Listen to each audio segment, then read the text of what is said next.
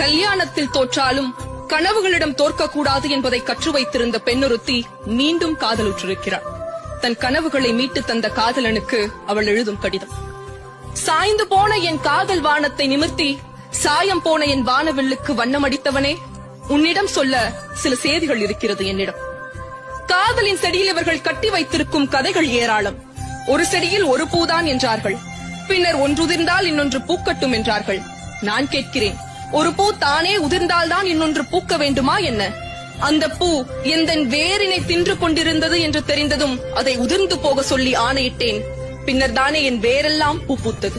கேட்கலாம் என்னை, புதிதாய் காதல் செய்யும் பருவ பெண் போல எதற்கு இத்தனை பீடிகை என்று.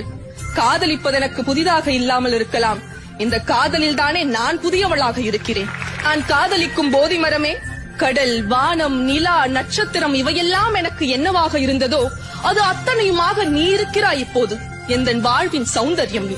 கல்யாணத்தில் தோற்றாலும் கனவு. Download ShareChat.